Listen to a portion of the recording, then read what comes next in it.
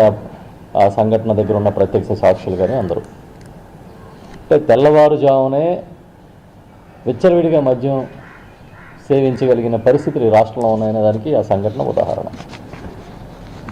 ఒక పక్క ఇలాంటి సంఘటనలు జరుగుతూ ఉంటాయి, మరోపక్క రాష్ట్రంలో ఏ ఒక్క వర్గం సుఖంగా శాంతిగా లేదు.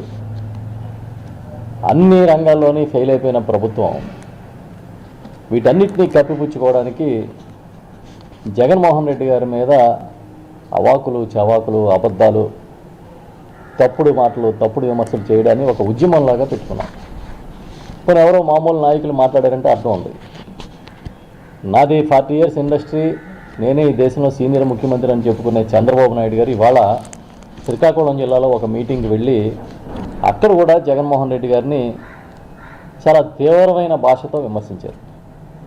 జగన్మోహన్ రెడ్డి గారిని కానీ వైఎస్ఆర్ పార్టీని కానీ తిట్టకుండా దుర్భాషలు ఆడకుండా ఒక్క పూట కూడా గడవని పరిస్థితికి చంద్రబాబు నాయుడు గారు ఉండడం అనేది పాపం ఆయన చూస్తే జాలేస్తుంది. ఎందుకంటే ఎవరికైనా నేను ఇది చేశాను అని అంటే చెప్పుకోగలుగుతాం. ఏది చేయలేదు కాబట్టి ఎదుటివాడిని నిందించి రోజులు గడుపుతున్నాడు. ఈ సందర్భంగా చాలా ముఖ్యమైన విషయాలు 2-3 చెప్పాలి. వైఎస్ఆర్ పార్టీకి గొడ్డలి పార్టీ అని నామకరణం చేశానని చంద్రబాబు నాయుడు గారు ఈ మధ్యన సభల్లో చెప్తున్నారు. మేము కూడా తెలుగుదేశం పార్టీకి ఒక నామకరణం చేసాం కొత్తగా.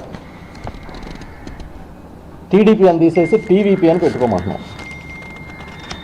టీవీపీ అంటే అర్థం ఏంటంటే తెలుగు వెన్నుపోటు పార్టీ. తెలుగు వెన్నుపోటు పార్టీ అని పెట్టుకోండి. మీకు కూడా ఇన్స్పిరేషన్ ఉంటుంది. పక్కనే టీవీకే గెలిచింది కదా, ఇన్స్పిరేషన్ కూడా ఉంటుంది మీకు. టీవీపీ అని పెట్టుకోండి.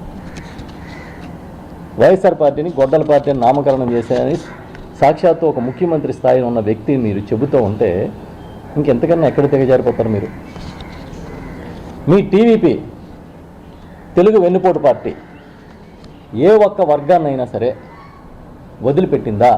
మోసం చేయకుండా, దగా చేయకుండా, వెన్నుపోటు పొడవకుండా. సరే, ఎన్టీఆర్ని వెన్నుపోటు పొడిచి పార్టీ లాక్కున్నారని చెప్తారు, అది ఒక హిస్టరీ.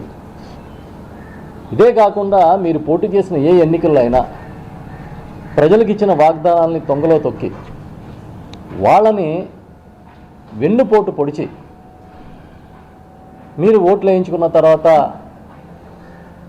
వారందరినీ కూడా మోసం చేసిన చరిత్ర మీరు మర్చిపోయినా మేం కానీ ప్రజలు కానీ మర్చిపోలేదు. మీ వెన్నుపోటు చరిత్ర ఏమి చిన్నది కాదు.